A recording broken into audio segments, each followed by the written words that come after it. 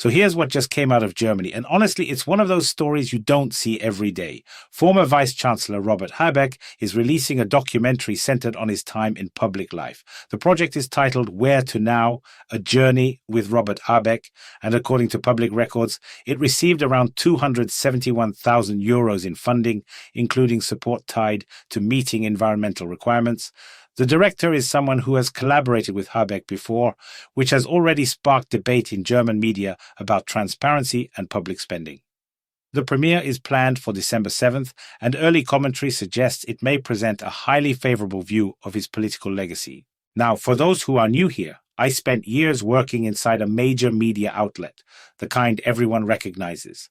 I witnessed firsthand how stories were shaped, how narratives were adjusted, and how editorial decisions didn't always line up with what the audience actually deserved to know. Eventually, I stepped away because being honest with the public mattered more to me than keeping a comfortable position. Today, I work independently here in Europe, focusing on reporting that highlights what's important, not just what's convenient. And if you appreciate this kind of coverage, feel free to hit the like button and subscribe. Independent journalism relies on community support, and I truly appreciate everyone who helps keep this work going. If you'd like to go a step further, becoming a channel sponsor directly supports deeper reporting and allows me to continue covering the stories that don't always make it into the mainstream conversation. Now, back to Germany because it gets even more interesting. Greenpeace just staged a protest right in front of the Reichstag building in Berlin, and they're furious about one thing: the return of military conscription. They laid out 150 pairs of German army boots in the government quarter, sent a clear message to the lawmakers currently debating this in the Defense Committee. The slogan: "We will not allow this." Bold words. Meanwhile, Defense Minister Boris Pistorius is out there saying the ruling coalition, that's the Christian Democrats and the Social Democrats, they're close, really close to hammering out an agreement on how this draft model is going to work. He's optimistic, says not everything that looks like a huge conflict actually is one. But here's the thing. These protests, they're going to keep growing, and no one in power is going to pay attention until it's too late. That's how it always works. People march, people shout, and the politicians smile and nod and do exactly what they plan to do anyway. Watch this space, because the tension is building and Germany is walking straight into a storm over this conscription issue. And just when you think Germany's immigration situation couldn't get more complicated, we've got thousands of Afghans sitting in Pakistan right now, waiting for their chance to fly to Germany. The German Interior Ministry under Alexander Dobrindt recently made some of these people an offer. Cash. Actual money to not come to Germany, you heard that right. And now these Afghans have written an open letter to Chancellor Friedrich Merz, and they are furious. Some of them have been waiting for years. They were promised entry under various refugee programs, and now the German government is trying to pay them to go away. According to German media, the deal doesn't even require them to go back to Afghanistan. They can take the money and head to a third country, anywhere but Germany apparently. The Greens are outraged, naturally, but here's the reality. Pakistan wants these Afghans out of Islamabad, and they want it done fast. So Germany's stuck negotiating while trying to quietly shut the door they previously held wide open.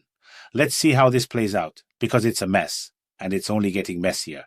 Now let's talk about something that has absolutely exploded in the German press. You remember that story about the pastor in Berlin who blessed 4 men, not 2, 4, in some kind of union ceremony? Her name is Lena Müller, and the backlash has been intense. The Protestant church is now defending her, saying she's facing hate and they're ready to take critics to court if it escalates. But here's the kicker. Müller herself admits the church doesn't have a clear position on polygamy, and polygamy is illegal in Germany, just so we're clear.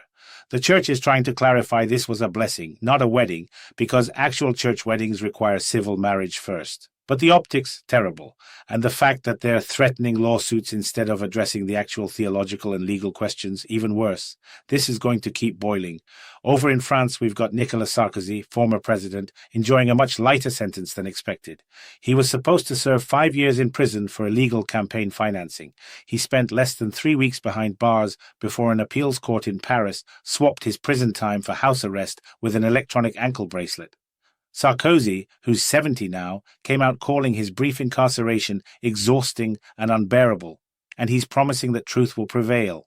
He's banned from contacting witnesses or co-defendants in his case. Whether truth prevails or not, he's definitely not spending 5 years in a cell. That much is clear. And now we're seeing the demographic crisis in Europe reach new lows. Belgium just hit its lowest birth rate since World War II. This negative trend has been going on since 2010, no sign of improvement. Switzerland is reporting the same thing, record low birth rates, the worst since they started keeping track. This is hitting every European country to some degree, and governments are scrambling for solutions. Malta just cut taxes for families with 2 or more children. Greece announced a €1.6 billion package to fight the demographic decline. Will it work? Time will tell, but right now the numbers are grim, and throwing money at the problem might not be enough to convince people to have kids in an uncertain world. The European Union is making moves to calm down angry lawmakers who nearly torpedoed the 7-year budget. Farmers, agriculture ministers, and their representatives in Parliament were furious, threatening to block the whole thing. So the European Commission came back with a proposal, guarantee that 10% of centralized funds will go to agriculture, minimum. That's their olive branch. Now we wait to see if the farmers and their allies accept it, or if this fight is far from over. Because let's be real, farmers across Europe have been protesting non-stop, they're exhausted, and they feel like no one's actually solving their problems, just making promises that never materialize. Let me take a quick moment here to ask you something. If you're finding this breakdown useful, if you appreciate getting the full picture without the corporate spin, do me a favor, drop a comment below and let me know what you think about these stories. And if you haven't subscribed yet, what are you waiting for? Hit that button. This is grassroots journalism, and it only works if we build this together. Now let's shift across the Atlantic, because there's a wild development in Washington. The president of Syria, Ahmed al-Sharaa, just visited the White House and met with Donald Trump. And here's the part that's getting everyone talking. There's video of him playing basketball with American generals. Yes, you heard that correctly. This is the same guy the United States had a $10 million bounty on not that long ago, back when he was considered extremely dangerous after helping overthrow Bashar al-Assad.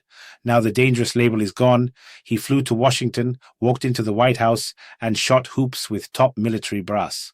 Trump had actually met al-Sharaa before, back in May, during a trip to Saudi Arabia. Called him a tough guy with a very strong past. This visit to the White House makes al-Sharaa the first Syrian president ever to step foot in there. But here's what's interesting. No official honors, no photo op on the lawn, nothing ceremonial. His motorcade drove past a crowd of supportive Syrian diaspora members in Washington and went straight onto White House grounds. The meeting with Trump lasted 2 hours, then al-Sharaa came back out and greeted the Syrian community waiting outside before leaving. So what does this mean? It means relationships are shifting fast. One day you're on a most wanted list, the next you're playing basketball with generals and sitting down with the president. Trump's making moves in the Middle East, and this meeting signals something big about where U.S. policy on Syria is heading. Whether that's good or bad depends on who you ask, but one thing's for sure, things are moving, and they're moving quickly. Let me bring this all together for you. We've got Germany burning through taxpayer money on vanity documentaries while protests grow over military conscription. The same country is paying refugees not to come while the church is blessing polygamous unions and threatening to sue critics. France is letting a convicted former president walk with an ankle monitor instead of doing real time. Europe's birth rates are collapsing and governments are throwing money at the problem hoping it sticks. The EU is scrambling to keep farmers from revolting. And in Washington, a Syrian leader who had a bounty on his head is now playing basketball with American generals after a 2-hour sit-down with Trump. That's where we are right now. Wild doesn't even begin to cover it. So here's what I need from you. If this kind of independent reporting matters to you, if you want someone tracking these stories without a corporate filter, smash that like button and subscribe to this channel. Share this with people who care about what's really happening in the world. And if you can, consider becoming a sponsor. It's what allows me to keep doing this work, to keep digging, to keep bringing you the truth no matter where it leads. I don't answer to advertisers. I don't answer to executives. I answer to you. And that's exactly how it should be. Let me know in the comments what you think about today's stories, and I'll see you in the next one.